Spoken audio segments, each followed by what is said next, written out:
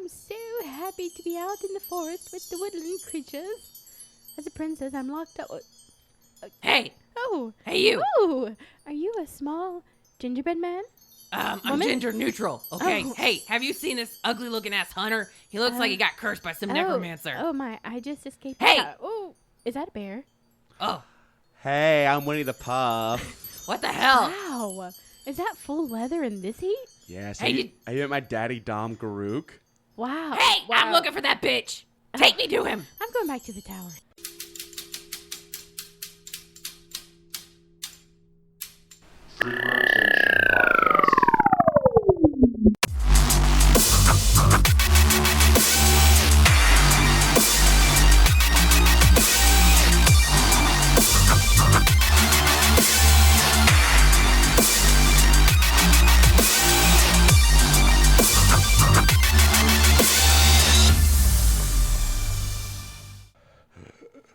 What the hell? Hello, everybody. Welcome to the Free Rotation podcast. I'm Bibby, or Bobbles, or the Hare. I am joined by our commander, Angela, Hello. and by our smallest ginger person, Asian girl. What? Don't worry about it. Just roll with it, Beckles. Okay, sorry. My gingerbread voice really hurt that time. It really hurt. You sound like you smoked 3 packs of I cigarettes was a day. I know. your gingerbread, gender neutral gingerbreads sounded very hit the pipe a lot. It did. Really did. Today, we're discussing the newest magic set, Throne of Eldraine, and its fairy tale and Arthurian influences. Because we realized that we can't really do a whole episode just talking about the magic cards. We got to do an episode. Hey, we're going to educate Edumacate y'all. We're going to educate y'all. Why don't you tell us a little bit about what the magic set is about? Like what the storyline is. Oh, sure. So the story of Throne of Eldraine, it takes heavily influences from fairy tales and Arthurian legends. The key conflict is the 5 knightly courts versus the magical creatures of the wilds. The status quo is disrupted when the planeswalkers Oko and Garuk kidnap High King Allegius Kenrith. His children, the twins, Ronan and Will, embark on a quest to save their father. And spoilers, in the end, the king is saved, Garuk is freed from his curse, and the twins, Planewalker Sparks, ignite. Garuk's no longer cursed after Yep. this storyline? One of the cards is called Return of the Wild Speaker. Sweet. Oh, Yeah. I liked Garuk. I missed him so much. But it's important to note that what I liked about the magic set so far is that it actually does follow what a fairy tale is. Bobby, do you know what a fairy tale is? It's an incident of folklore genre that's generally a short story. Where did you get that from? The notes in front of me. But yeah, I mean, that's what is interesting about the Throne of Eldraine is because it really does kind of follow the same narrative that a fairy tale would normally follow. So if you don't know this, people, we're going to do some learning as well today. Fairy tales are distinguished from legends and beast fables as they are generally seen as tales from children's literature, although they tend to be cautionary tales like other genres. And fairy tales surprisingly date back thousands of years and span multiple cultures, and could be seen as far back as the Bronze Age. And while they can merge into legends, fairy tales don't generally cover religious topics or actual places, and tend to take place once upon a time instead of an actual time. Pause. One of the cards we're going to talk about is called Once Upon a Time. Spoiler. In Hollywood? Yes. Which is actually that's an interesting movie because it's technically a fairy tale to a Quentin Tarantino fairy tale. And Regina Davis is in the TV show, and she is pretty. Mm. Wait, there's a Once Upon a Time in Hollywood TV show? No, just Once Upon a Time show. The one Oh. that was on NBC, CBS, one of those Fox. ABC. Sure. I don't watch really cable. I don't really watch cable television. I'll be honest. Bobby, I've griped about Once Upon a Time. Was he here during the Once Upon a Time griping? No, I'm about to say, do you want 2 minutes to gripe about Once Upon a Time at the end of this episode? I thought you were offering it now, and I was about to take the floor. Well, why don't we I was standing on the soapbox already. Do you want to go ahead and gripe? No, I'll do it later. Okay, we'll gripe. That can be the outro. Sweet. No. No. It deserves its place of fame. But so some folklorists prefer to use the German term Martian. Watching. Yeah, that Phlegm. Wondertale. or Wonder Tale Thompson had referred to, who was a fairy tale folklorist in his book The Folktale, a tale of some length involving a succession of motifs or episodes. What we see here is humble heroes killing adversaries, succeeding to kingdoms, and marrying princesses. And you see a lot of different archetypes in it that are fairly simple. So you'll see like princesses and goose girls, youngest sons and gallant princes, ogres, giants, dragons, and trolls, wicked stepmothers and false heroes, fairy godmothers and magical helpers, often talking horses or foxes or birds or even bears. So, quick question: is a goose girl like the Swan Princess? Kind of. I don't even know what really a goose girl. I'm sure that there is a look at Obscure. Obscure. That's the word. Wow, brain. Obscure. Hey Siri, what's a goose girl? The Goose Girl is a German fairy tale from the collection of the Brothers Grimm. Shall I continue? Yes. It was first published in 1815 as number 3 in volume 2 of the first edition of their kind around Horse Morgen.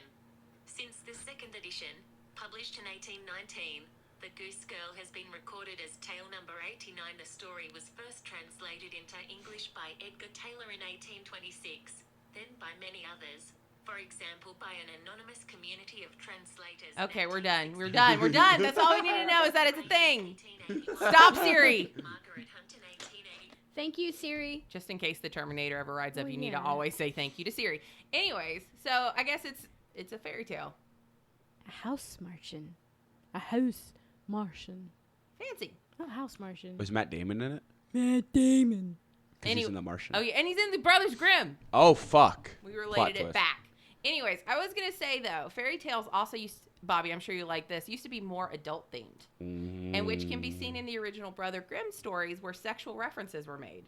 One of them is, I think it was Rapunzel was actually like pregnant in like the original story.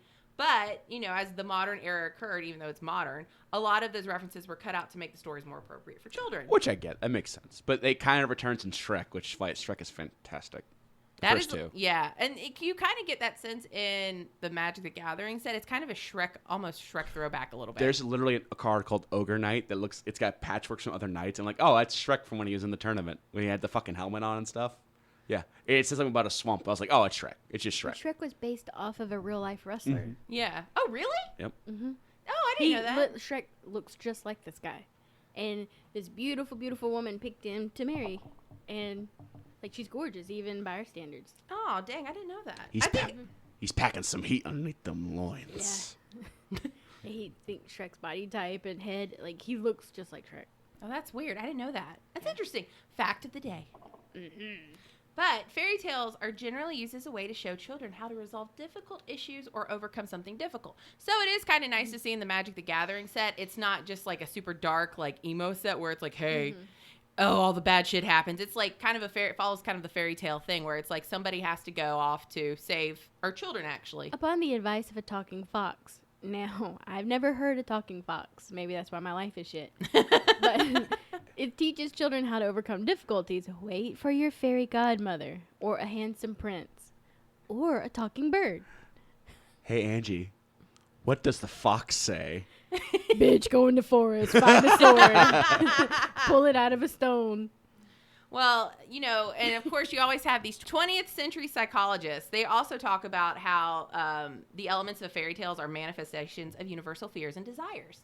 And one psychologist actually asserted that the apparently cruel and arbitrary nature of many folk fairy tales is actually an instructive reflection of the child's natural and necessary killing off of successive phases of development initiation. I don't really see it like that. I see it more as like more cautionary tales of what not to do. Like, I think Hansel and Gretel's a good example of it. You don't go off in the woods. You don't talk to strangers because you might get eaten. Period. The end. Or even The Little Mermaid. The Little Mermaid's kind of fucked up on its own as well. Like, I don't think they're stories that are necessarily happy endings, but, you know, I guess it's teaching kids, like, to be more cautious in the adult world, I guess. I don't know. Probably. I don't know of a witch in a cottage that eats kids and bakes them personally. So Well, I think that's scary because, like, Dahmer ate adults. Mhm. So we're so focused on teaching kids these things, but meanwhile, way more adults get killed by these things than kids. I think we gotta stop focusing on kids. And I think the as a modern society. the modern telling of that is when you, like, instead of it being a creepy cottage, it's the creepy van with candy inside. With Wi-Fi, too. Yep. Ooh, Oh, I'm girl. in. Yeah, you Deal. know, You hey, got candy and Wi-Fi and insulin? hey, kid, you want to come play Insulin. I'm in.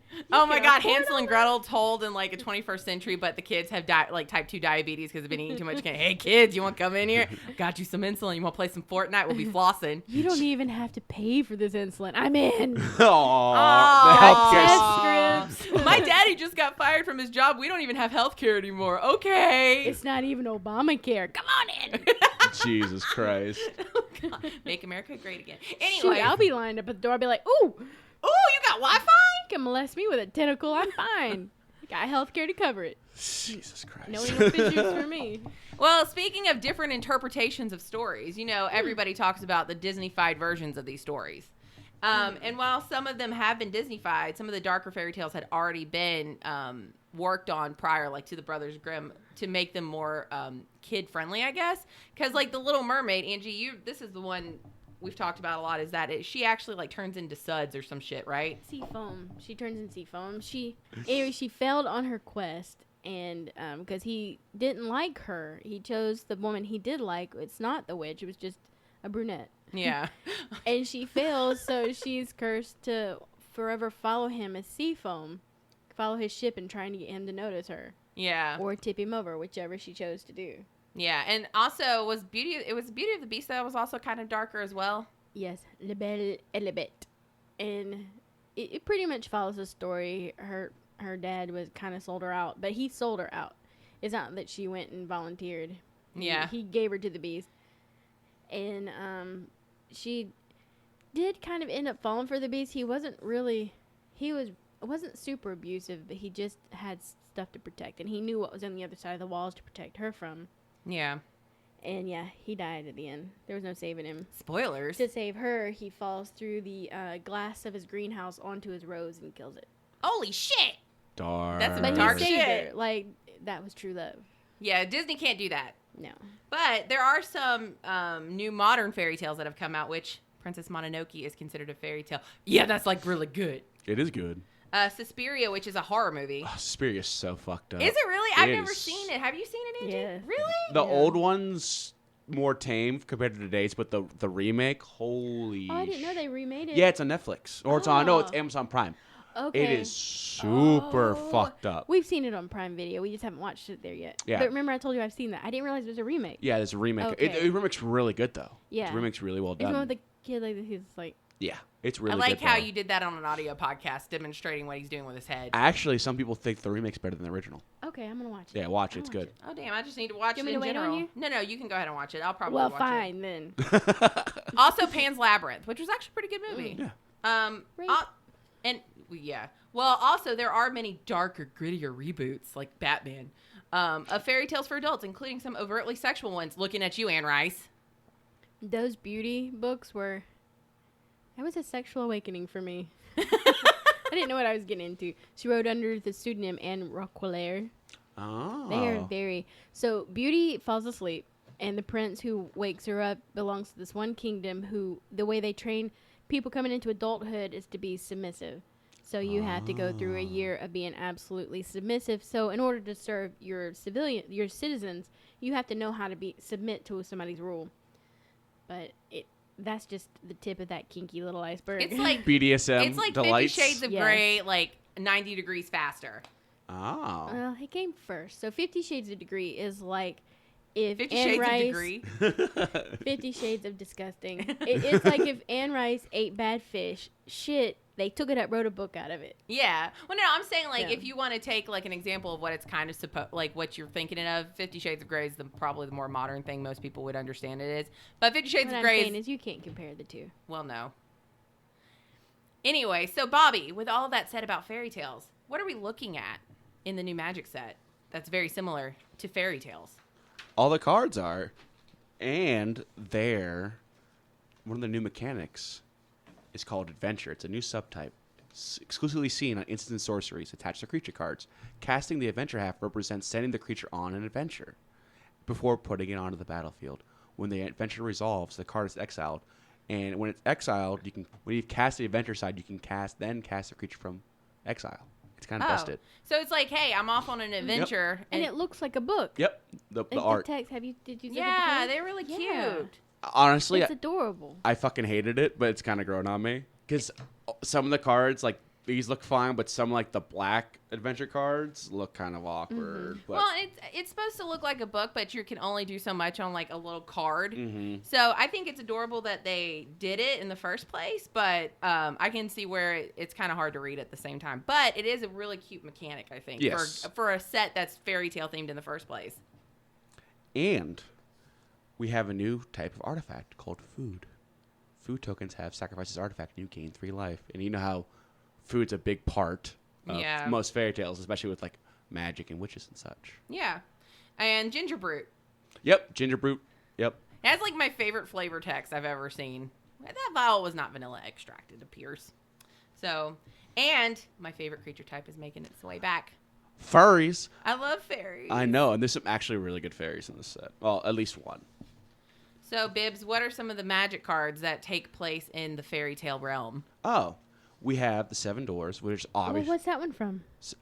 Snow White and the 7 Dwarfs. What? Let's Who quiz- could even have we're guessed gonna, that? We're going to quiz Bobby as we go. What? Yeah. Please tell us, because we've never read a fairy tale. What I actually like this flavor of 7 Dwarfs is it mentions that they have sisters, which in the Oh. so Wait, what? the gleam of rubies and my brothers and sisters by my side. What more could I want? Aw, inclusive. Mm-hmm. They probably also have beards, which is fun. Well, a lot of recent like stories that have dwarves in it, Rat Queens being one, and there's something else that I read that had a dwarf. The women have beards, Mm-hmm. so I think that's kind of cool. Well, in Dragon Age, the women had beards. Yeah. Oh yeah, that's true. Mm-hmm. We also have Love Struck Beast, which is from What? Beauty and the What? Beast. He's even holding a rose. He is, and there's a little girl in the background. Well, not little girl, Oh but shit, that's Oh creepy. shit, that is creepy. creeping oh no, in the she's back. a little girl. Yeah, I can't tell how old she is. Oh. She's a preteen. I hope. I Okay. hope. Yeah. We also have Crystal Slipper. What? Okay, this one I don't know. This is- Cinderella. Oh, wait, you have to read the flavor text of all of them. Oh, What's the sure. flavor text of Love Struck Beast? He doesn't have one. Yes, Yes, he he does. does. Look on his. Oh, thing he on the other does. side. His mind chose solitude, but his heart disagreed. Oh, that's Oh, I love Stockholm syndrome. adorable. Okay, and the crystal slipper? After the death of her mother, that was blurry. Canaria found Cassia found that things that appear fragile can be very strong indeed. Ooh. This one does not have flavor, but it's called Trail of Crumbs, which is clearly a reference to Hansel and Gretel. What? Oh shit, that's actually pretty like flavor. Okay, so what it does? Can you explain it, Bobby? When it enters the battlefield, create a food token. When you sacrifice a food, you may pay 1. If you do, look at the top 2 cards of your library. You can put 1 on top, and put 1 in your put 1 in your hand and put the rest in your bottom. So it's like you're getting a little closer to what you want. It's using it as a trail of crumbs. Okay, you know what this would go well with? Okay, there's 2 artifacts. One, you can't draw cards, and the other one at the start of your turn, you put a card from your hand into play. And the Ooh. other one just cast the top card of your deck. Well, you're not drawing cards here. You're literally putting something in your hand and deciding what you're going to draw. I can anticipate. Well, yeah, boom, meow. And that way your hand never goes empty, because one of the problems with that can't draw card deck is you just run out of cards. But this one, you'll always have something in your hand to put into play. I like it. And then we have Flaxing Intruder, which is Oh. a really fucked up version of Goldilocks and the Three Yeah, Bears. because look at her with her bloody sword. Jesus. And the bears' heads are hung on the wall Oh behind my her. God. And she's wearing a bear pelt. And her She's name. got a bear trap on her and shoulder. she's a human berserker. Mm-hmm. But she's got a bear trap on her. Yep. Now, those bears didn't do anything Nope. to her. Piece of shit. Wow. It's kind of crazy to look at it. Said the middle blade was past right. Was just right. The middle blade was just right. Oh, that's awful. Because like the one in the middle is always just right. It's Yeah, like one was holy always too hot, one was always shit. too The cold. middle blade was just right. Yep. And That's funny. then we have Giant Killer, which is obviously a reference to Jack and the Beanstalk. That giant is terrifying in that this picture. And this is my favorite flavor text. What size advantage? They never even see me coming. Mm. Oh my god. Get it? No. Okay, never mind. I took it as a sexual reference too. It's kind of funny. Ah. What size advantage? Because you never see me coming. And his Oh, adventures okay, an going on instant. here. So Yeah. Oh, he it really, is. yeah. So And he- this is like one of the best ones. Jeez. yep. Chop down. Destroy target creature with power 4 or greater. So he does kill the big boys. Big boys. Yes. Now, do you want to delve into what an Arthurian legend is before we talk about the cards? Why, yes, if I could talk in my really bad Arthurian voice. No, no. Okay. Angie's like, I'm begging you, please fucking stop. All right, so everybody knows Legends of King Arthur, but if you didn't know, I don't know if you didn't make it past middle school literature, I guess, but whatever. Arthurian legend is the body of stories and medieval romances known as the Matter of Britain, centering on the legendary King Arthur. Medieval writers, especially the French, variously treated stories of Arthur's birth, the adventures of his knights, and the adulterous love between his knight Sir Lancelot and his queen Guinevere.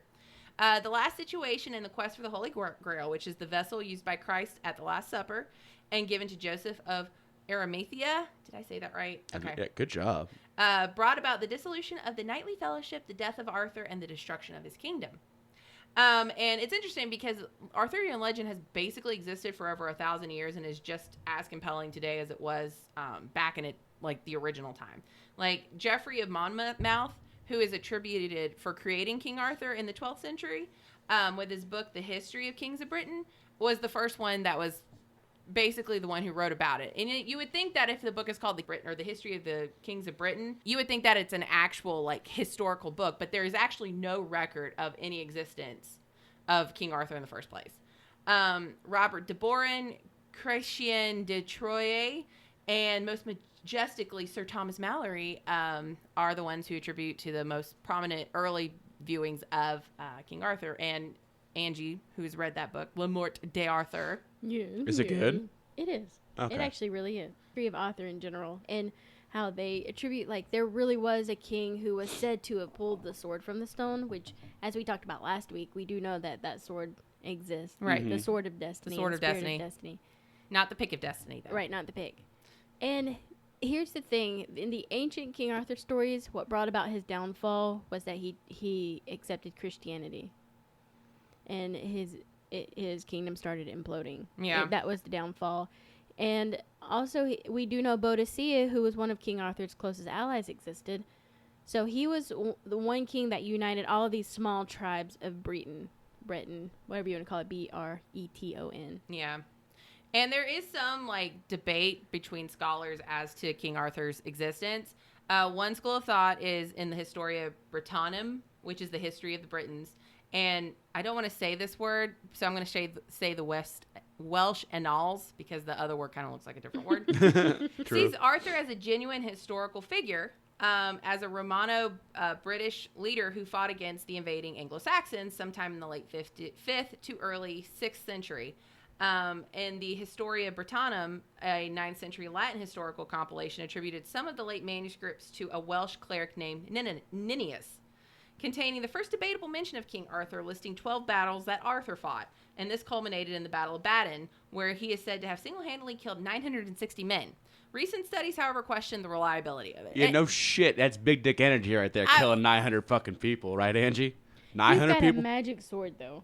True. Well, and on the basis of it, think about back in the time, even now, people don't cite their sources for why flat Earth exists. So, and we have the internet. So imagine living back then, and the only thing you have to go on is what's in your imagination. Who's not going to believe you that this guy existed? That's fair. If we go back to what the sword was, Arthur's sword Excalibur, if it is the sword of destiny, the thing about the sword is that it did glow blue. It was made with advanced technology, and people who have looked at these artifacts from this ancient time, they're like, this was so far advanced from at the time. You could maybe swing a sword a couple of times, then your sword breaks or it gets nicked or dinged. Excalibur didn't. So if he's in the fight and he's the only one who has a light-weighted, well-balanced sword, yeah, he's gonna plow through people. He had adamantium sword. Yeah, he's gonna be exhausted. Ooh. Oh yeah. But he's gonna plow through them. So while there is no evidence that the individuals in Arthurian legend actually ever existed, many attribute individuals like Alexander the Great as inspiration for the creation of the Celtic hero. Because, Alexander the Great was considered one of the greatest leaders of all time. And maybe Alexander the Great had the Sword of Destiny. That would make sense. Mm-hmm. Oh, yeah, especially considering the context of when he existed and how he just, completely conquered half of wherever he went. Yeah. It's pretty obvious that you kind of wonder if these, huge political figures in the past had some sort of magical enchantment that... Well, and if he hadn't have fallen in love.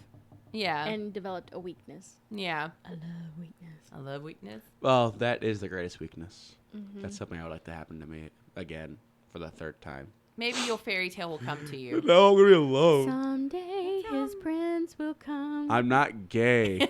I only act Because flamboyant. size doesn't matter. Well, I have a micro penis, so stop it. Oh my God. But toward the end of the Middle Ages, there was a significant decline in the interest of Arthurian legend.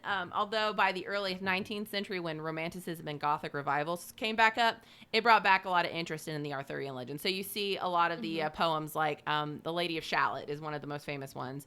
And then you see like Lord Alfred Tennyson? Lord Alfred Tennyson. Okay. And his book, The Ideals of the King, which were reworked stories of Arthur as commentary for the Victorian era. And, you know, a lot of modern storytellers do take on the Arthurian legend to kind of comment now on a different perspective versus what we saw in, like, Le Morte d'Arthur. And we're also just going to say the best book of all time is The Mists of Avalon by Marion Zimmer Bradley, and it takes the feminist approach and predominantly features a female character such as Morgan Le Fay and Guinevere as the protagonists and antagonists, with Arthur being the supporting character. One of the best books ever written, in my opinion. It is probably the one that really interests me in Arthurian legend because it takes it from the perspective of what Arthur did in betraying the Celts. And the pagan religion, why when he betrayed that for Christianity and took it on for Guinevere, that brought to his downfall. Is it a series or is it just the one book?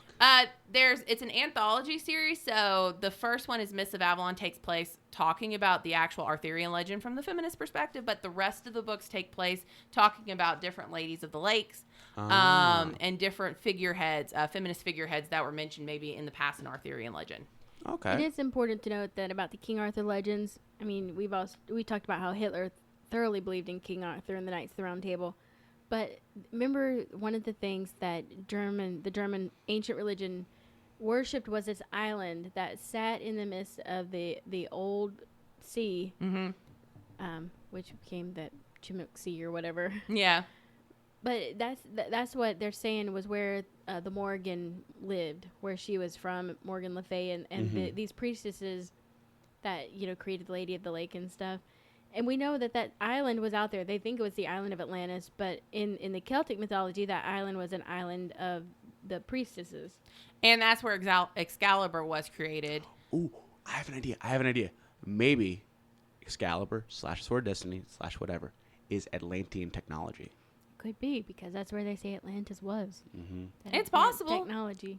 And also, everyone should watch Atlantis Lost Empire, the best Disney animated movie.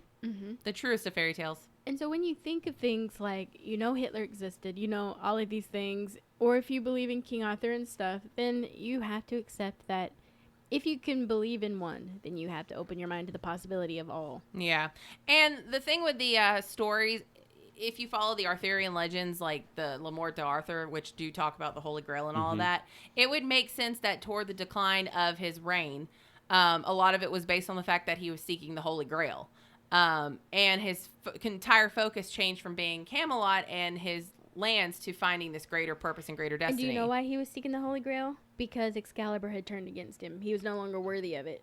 Because he accepted a Christian faith and started destroying his people instead of saving them. Interesting. Yeah, and by the way, Merlin has been mentioned in multiple books, not just King Arthur's legends. Right, and that there's always that statement that, you know, we talk about King Arthur not existing, but there's always been a context to other stories where a mythical figure such as a wizard, a wizened wizard, is seen throughout history as an aid or a guide to the kings or queens of ancient Britain. We should do an episode on Merlin. Just trace him all the way back to the beginning of time. I would love that. I actually read an interesting theory about Merlin online on Reddit. They said rather than a person, it's a title. Handed down to like That's wizards. Right, the Merlin. Kind of like the guy who runs the dark web. It's just a title. Oh, and like the guy from Princess Bride, Dread Pirate Roberts. Dread Pirate Roberts. It's just a title given to that line. Oh, that Princess Bride is also another fairy tale. Because one of the theories is that Merlin was like one of the first of the Knights Templar. Like he was in that order, and that's why he protected Arthur and the sword and the Grail. It would be interesting to see, like, trace back the idea of Merlin. Because he's such a, most people, if you can talk about King Arthur, but they only have kind of a contextual maybe slight understanding of what King Arthur's story is. I mean, most people just think he's the king of... Because he betrayed the fairy folk. Right. When he turned to Christianity, he betrayed a pact he had made with Queen Titania and Prince Oberon. Isn't that his name? The king and queen of the fairies? Yes. He betrayed the fairy folk. He kicked them out of Britain. So when you trace back where did the fairy folk go? Well, King Arthur betrayed them. Well, and King Arthur, like, not necessarily him, but metaphorically, a lot of people relate him back to the original men who would show up and kick out the fairies, the Tuatha De Danann, and made ended up making the fairy rings and all of that stuff because of their technology and stuff like that. But Merlin, though, everybody knows who Merlin is. If you said Merlin, they'll be like, he's a wizard, King Arthur, something to that effect. But we have some magic cards that are clear references to Arthurian legend. We have Emery, Lurker at the Lock, clearly a reference to Lady of the Lake. She's holding a shiny sword, so I'm going to assume it's Excalibur. Even though there's a equipment in the set called Emberclaw, but it doesn't look like Excalibur. It's actually not an Excalibur sword, which I thought was weird. And it's interesting because it's Lurker of the Lock and Lady of the Lake, and it's a merfolk. Yep. Yeah. What I like about this? Okay, it says when she enters the battlefield, you put the top 4 cards of your library in your graveyard, because I think this is interesting because the people who are worthy of pulling that sword or having the sword lost pretty much everything in their life. So I think it's interesting that in order to play her and do her ability, you have to discard. You have to give. You have to give. And then we have Kenrith, the returned king, who is clearly King Arthur. But if you look how he's dressed, he looks like the Monty Python version. Oh, yeah. Rather than like the typical thing. Though I kind of cheated with Kenrith because he actually isn't in the set. He is he's the buy a box promo. Oh. But I guess it kind of makes sense, though, because you wouldn't necessarily be able... The king is only one. 5-color general. Oh, yeah. Oh, yeah. Yeah. He's replacing Chromat. Actually, he kind of is. I was about to say, Chromat. isn't he just Chromat? Except Chromat puts himself on top of the library. Oh. So we have to go buy a box. Yeah. So we can get the promo.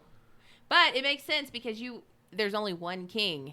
True. At any point in time. So why would you have a king that could possibly be pulled more than one time as a legendary? If that makes sense. It's actually kind of flavorful if you think about it. And then we have Silver Flame Ritual. And there is another card, but it's similar to this. It looked closer to the round table and stuff because they're all standing in a circle with their swords in the middle like the knights used to. Yeah. Back in the day. But the flavor text is tempered by fire, united in virtue. The knights of the Arden Vale fight with a single, unbreakable will.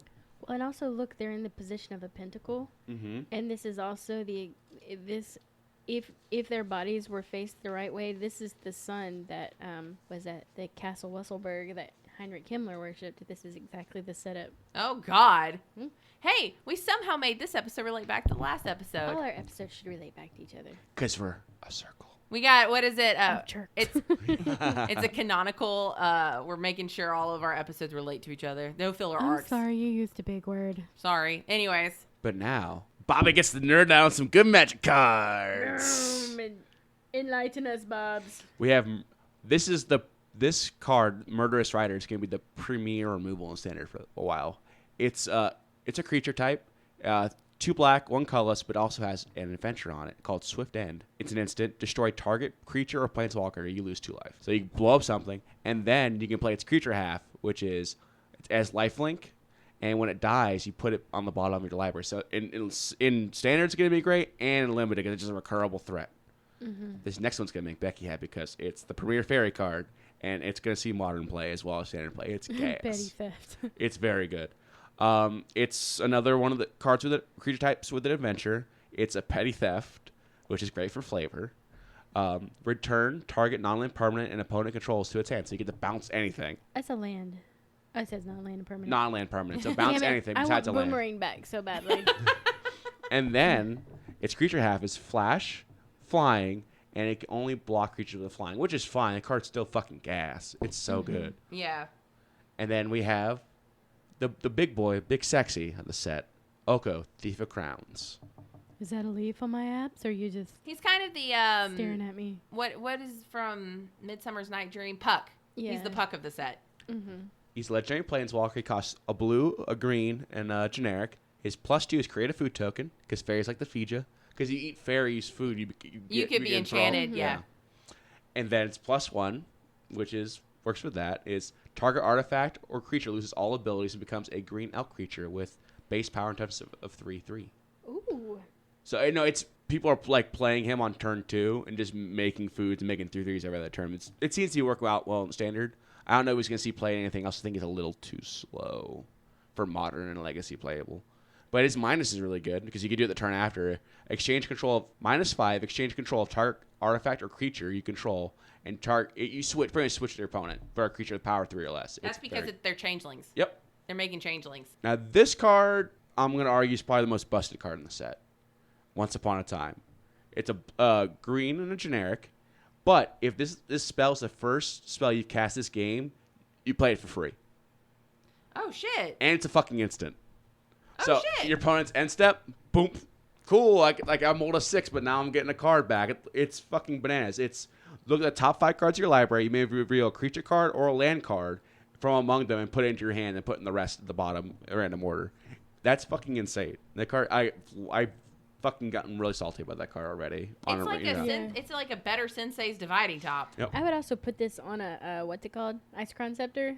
Oh, yeah. That's just so. Yeah, it's nasty. Untap Ice Crown and just. Well, people are talking about seeing play in Tron and such because it's Ancient Stirrings 5, 6, Yeah. 7 Yeah. in that deck. Oh shit!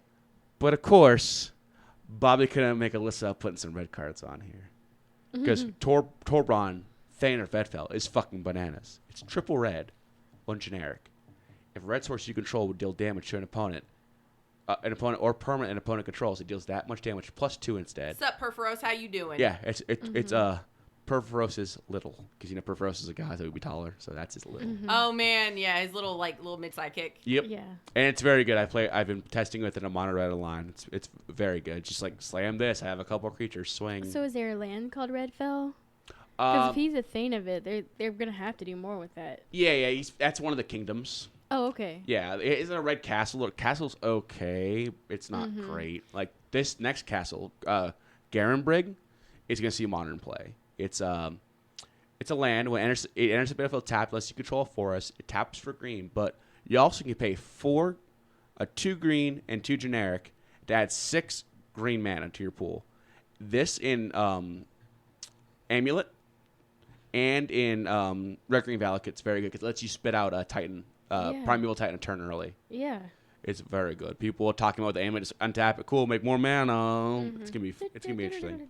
And then we have the Royal Scions, the kids of Kennerith. They're Planeswalker.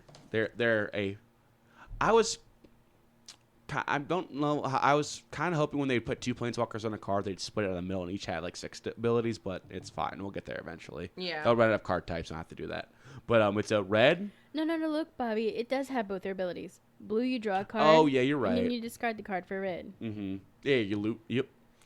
But it's 3 mana, a red, a blue, and a generic.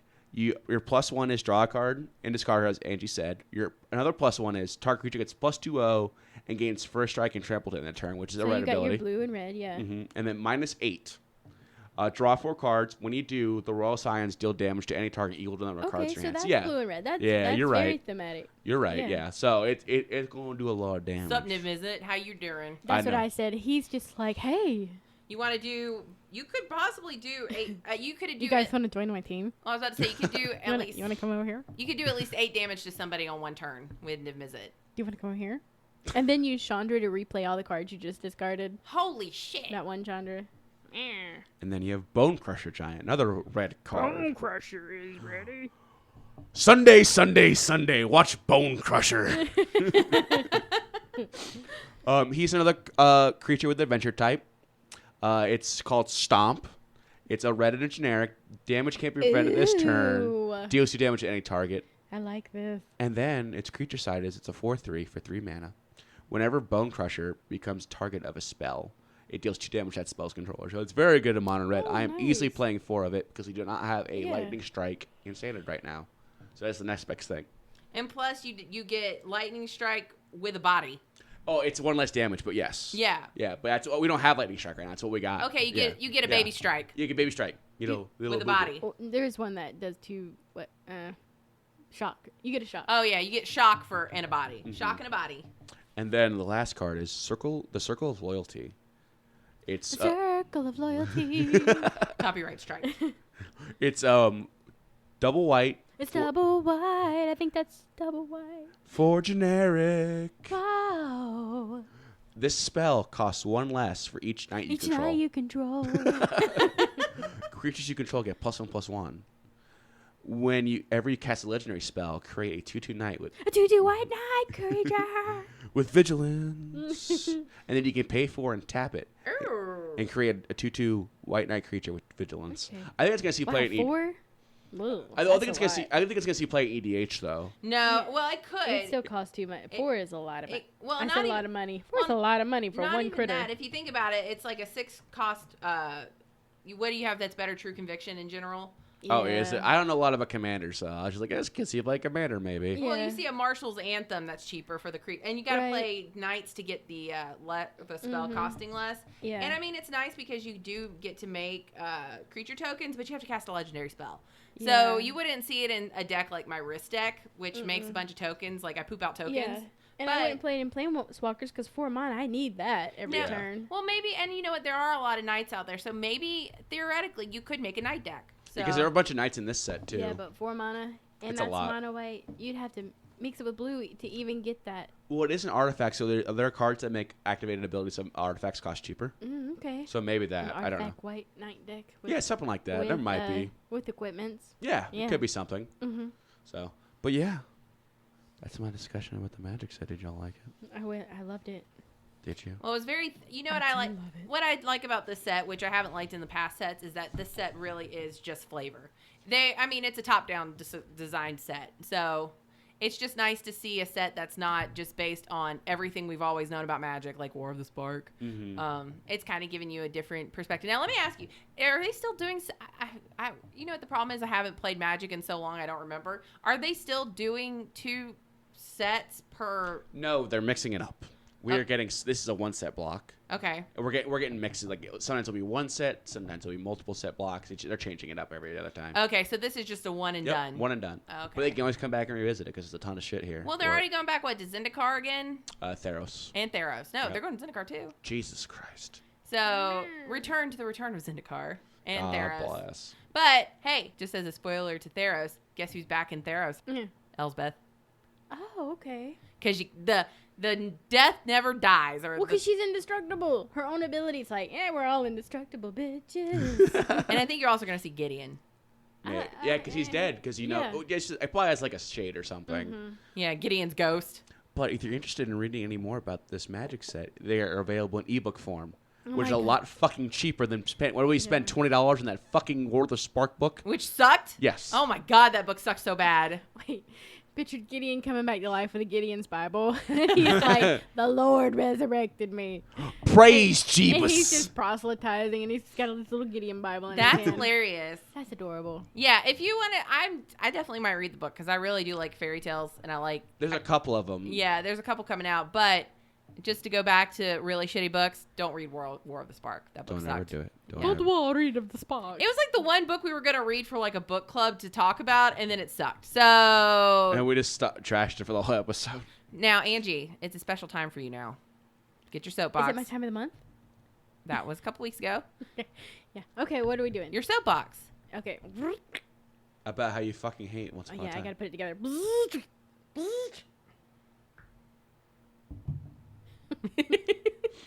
I wanted to do sound effects. Okay. That's fair. Once upon a time, the TV show has ruined fairy tales, including Frozen. They took them, they warped them, they created characters, and then they just ruined everything about them that they created. I don't even know what to say anymore. I'm disappointed in you. But you did ruin it.